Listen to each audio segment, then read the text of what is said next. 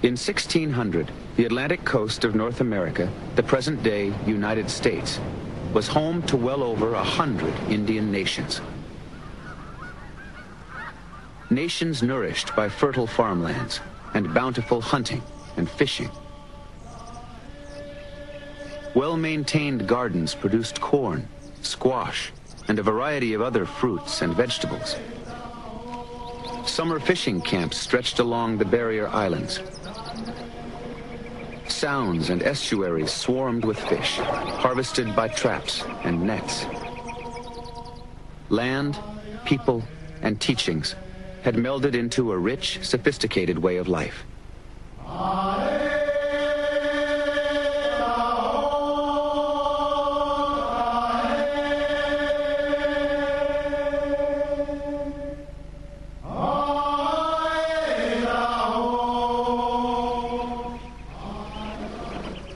At the very center of the Atlantic seaboard, south of present-day Washington, D.C., 30 small nations united in the early 1600s to form the powerful Powhatan Confederacy. The Powhatan Confederacy was built by a charismatic leader who traveled between his many subject towns with an entourage of bodyguards and followers. His name was Wahunsonacoa. Through diplomacy, he held 30 nations together, and through military strength, he controlled the region. In 1607, an English ship sailed up Chesapeake Bay and into the lands of the Powhatan. The ship was captained by a soldier of fortune, John Smith. Hoping to be the first successful English colony in North America, the small but well-armed expedition landed at a place they would call Jamestown.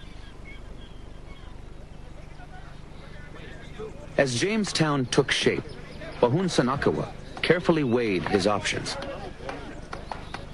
He could destroy the settlement, but he was well aware of the power of European weapons and knew that an attack would be costly in Powhatan lives. Wahunsonacoa also saw the advantage of trade for European weapons and tools.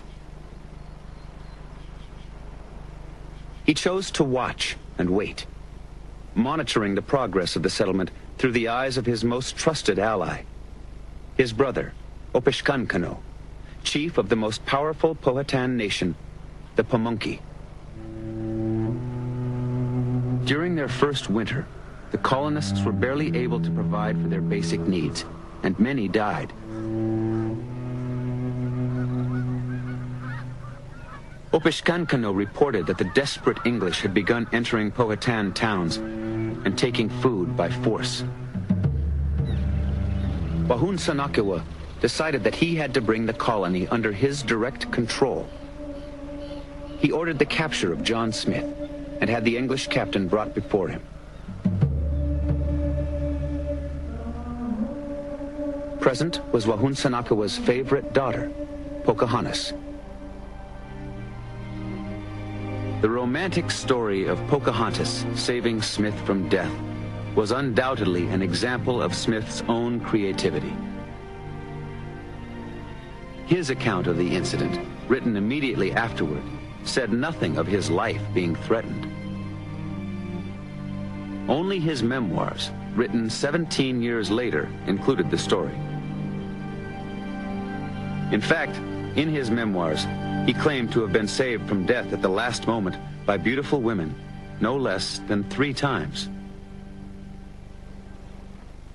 In reality, it is probable that Wahunsonacoa cemented an alliance by proclaiming Smith leader of the Powhatan's newest subject town, Jamestown. Having established his supremacy and English submission, Wahunsonacoa released Smith.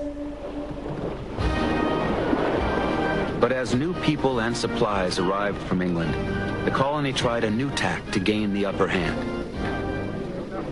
The English attempted to crown Wahunsonacoa king of the Powhatan, which would make him a subject king of England. But the coronation turned into a farce. And a foul trouble there was to make him kneel to receive his crown, he neither knowing the majesty nor meaning of a crown, nor bending of the knee, endured so many persuasions, examples, and instruction as tired them all. At last, by leaning hard on his shoulders, he a little stooped, and Captain Newport put the crown on his head. John Smith, English captain. The true balance of power was reflected in the trade between the two nations. The English were forced to pay extremely high prices in copper and trade goods for Powhatan food. New arrivals to the colony were shocked at the exchange rate, and the situation was an embarrassment to John Smith and the English. Finally, emboldened by an infusion of new weapons and men, Smith saw his chance to tilt the balance of power toward Jamestown. In January 1609, he took a military contingent into a Pamunkey town and seized Opishkankano and held him at gunpoint. His soldiers plundered the Pamunkey food stores, then demanded regular food tribute. If the Pamunkey did not comply, Smith promised to load his ships with their dead carcasses. Despite the assault, Bahunsanakawa strove to maintain the peace. Why will you take by force what you may have quietly by love?